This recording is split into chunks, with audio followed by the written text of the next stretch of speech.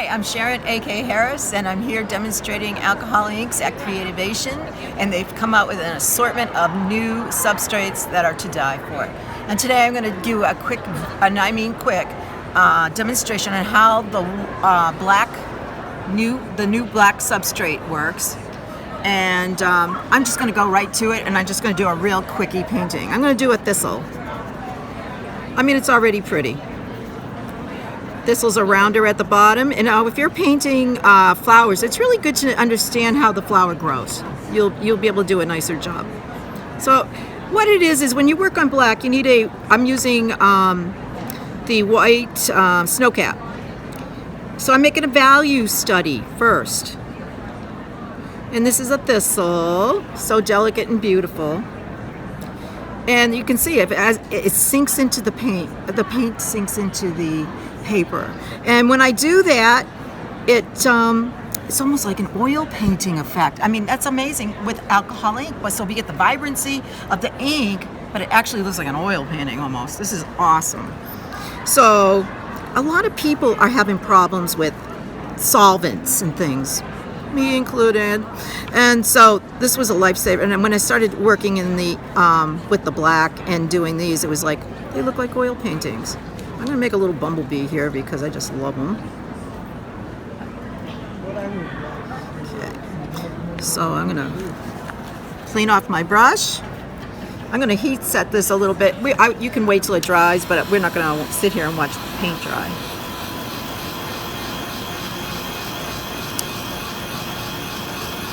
All right. So what I'm going to do now is just go into some color. And I blot my brush so that it's not too loaded. I don't want it spreading too much. Alcohol ink will spread like fire.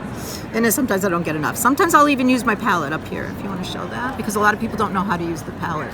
And I use it up here. I can almost feel how the texture of the ink changes and how it dries. So now I feel that's pretty good. So I'm going to start where the darkest area is and work my way out. Look at this. Is that magical or what? Now the big thing is change your color. Don't just keep it purple.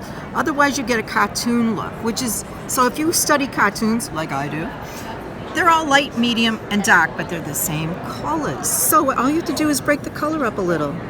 But the value has to be the same. But look how pretty that's already getting. Look at that. And what was that, 2 minutes? 2 seconds even? Okay, now I'm gonna let's make it even prettier and get a little red into it. And like that sucker pop.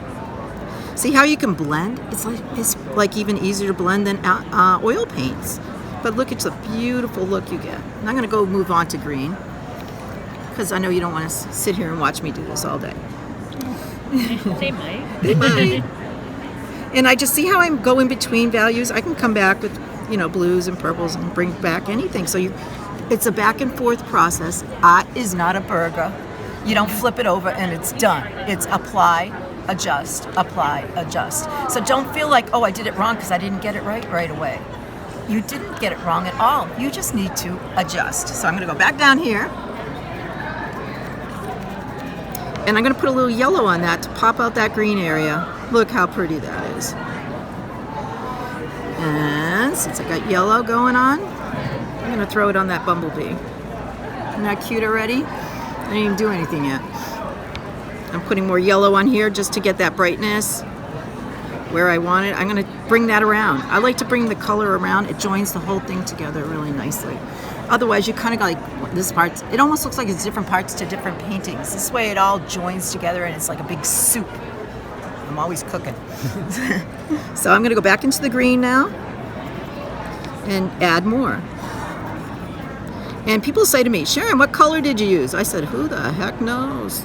I mix my colors. I'm always mixing because I want them to look different all the time. I don't want the same. So my students say they hear me in their heads when they're painting. They hear me say, change your color, change your color. That's a good thing because they need to change their color.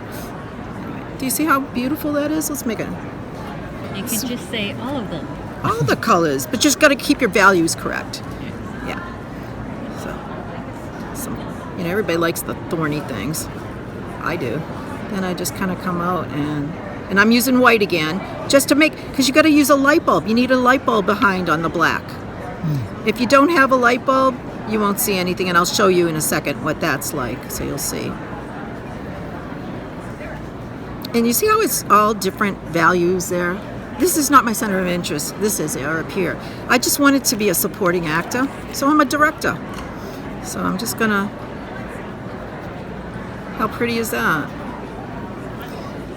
And I'll soften. See how that's already there? I can come back, I can soften. I'm not stuck, and it's like, oh, I can't do nothing. I made a mistake. I just want this area not as sharp over here. So you can soften that edge. Kind of massage it in. And then I'm going to use a little color in here just to keep you looking where I want you to look. Isn't that amazing how that works? And then I'll even use a little of that right in here. Bring that color around. Do you see how much better it looks when you add different colors? And that's what I mean. It keeps it from looking like a cartoon. But as long as the value is right, you're going to have a beautiful, beautiful thing. So now this is dried. I'm going to come back up here and work on my bumblebee. I'm going to give him a little darkness. And a little there. And I'm wiping off on my paper towel because I don't want too much, because ink will run. And this way I can control it. It's almost like a dry brush technique. And I can make it soft and pretty. I can put a little sepia into it and kind of make it a little, so you can build it as much as you want. I mean, the more you paint it, the more realistic it gets. Sometimes we want it soft and loose, and sometimes we don't want it that tight. And so you can go back and soften and everything else. So it's just a matter what kind of art you want to do. And I'll take that same color and dance it around the painting. So I'm going to throw some pop of color in here now to set up, because as it sits, it does change very little, but not like acrylic.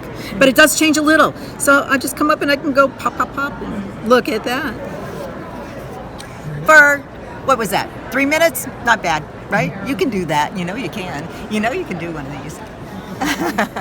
Well, thanks for watching my little quickie, and I hope you give it a try. I think you're going to love it, and these substrates are great. If you could pan the different substrates, I'll tell you about them a little bit. Look at this glitter. Is that amazing? What beautiful cards that would make on Valentine's Day. And I'm not kidding, it took me about as long as it took to do that, all right? Look at this. And this is that sparkle paper.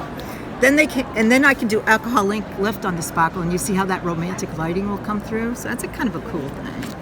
This is their silver paper, and again, I did alcohol ink lift on that. It's very atmospheric, so the silver takes on the colors of what's around you, so it almost has a self-painted area.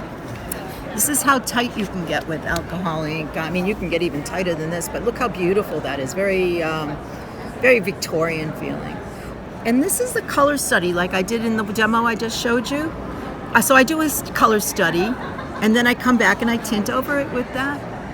And that's how that was done. Except for I came back with the new pearl. They have a new pearl ink, and see how it shimmers? And I like it as an accent, because sometimes you overdo, it's too much, you know? And so this is the silver paper, and the black, you know, it's black. and the glitter paper, and then the boards, which, especially if you're a beginner, and they're affordable, they're not real expensive. So if you get these, you could actually wipe it all off, but you shouldn't do that. You should use those layers. But if you wanted to, you could take the whole thing off, and you can also paint on the back, so you get two sides. Lots of practice. I sell paintings all the time, and people get them. I bet they're like, oh my God, I got this painting I bought, but now I got this other one on the back. What do? I don't know. Change it out every 6 months. Exactly. But anyway, I hope that helps you all, and this is great for beginners, just to let you all know, but they're all wonderful. And if you do have a problem, Facebook me, just Google my name, and if you have a problem, you just text me. I will answer. That's what I do. I do it every morning with my coffee. Yeah. So anyway, happy painting.